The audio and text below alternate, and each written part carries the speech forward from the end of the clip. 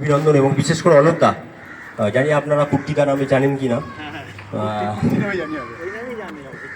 আমি ছোট্ট কথা বলছি, আমি যখন ফার্স্ট কলকাতা মাঠে যখন ক্লাবে যাই, প্রফেশনাল ক্লাবে, কুর্তিদা ওই ক্লাবে খেলছি। তো আমাকে কিন্তু কুর্তিদা কিছুটা হলেও সেই জায়গায় নিয়ে গেছিল। এবং কুর্তিদার এই যে মাঠ, আমি মাঠের ঠিক কুর্তিদার বাড়িও কিন্তু মাঠের পাশেই ছিল, মানে 10 হাত দূরে। তো কুর্তিদা সকালে এসে দেখতেও, আমি প্র্যাকটিস করছি। আমি আপনাদের বলছি আজ থেকে 24 বছর আগের কথা, সেটা ছেড়ে দিন, আমি বলতে চাইছি না। বাট আপনারা যে এইভাবে একটা কোচিং ক্যাম্প চালাচ্ছেন, আপনাদেরকে আমি ধন্যবাদ জানাবো। কারণ আপনি মাঠে আনতে পেরেছেন, এটাই সব থেকে বড় ব্যাপার।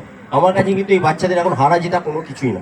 আমি চাই ওরা মাঠে আসুক, কারণ এরা ভবিষ্যতে কী হবে সেটা আমরা কেউ জানি না। কিন্তু আমি একটা কথা বলবো, আপনারা যারা গার্জেন আছেন, ওদেরকে কখনো প্রেশার দেবে না। এবং স্কুল থেকে এসে যেমন আপনি ওদের জিজ্ঞেস করেন নিশ্চয়ই যে কী রে গাছ কী করালো, 100% আপনারা করবেন। আমার মিসেসও করছে, বাচ্চাদের কী হলো কী করালো।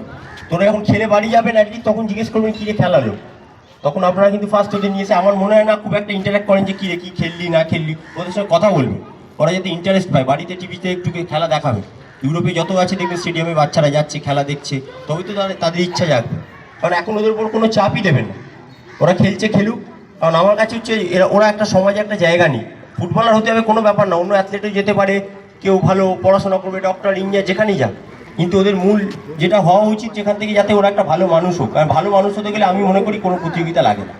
আপনারা ভালোভাবে যদি গাইড করেন, ভালো শিক্ষা পাবে, ভালো মানুষ হবে। অটোমেটিক্যালি যদি ওরা ভালোবাসে, ভালো খেলবে। এবং যারা কোচিং ক্যাম্পে আছে, আমি বলবো যে আপনাদের মাঠ পরিবেশে আমার ভালো লেগেছে, আমি প্রথমেই বললাম। এবং আগামী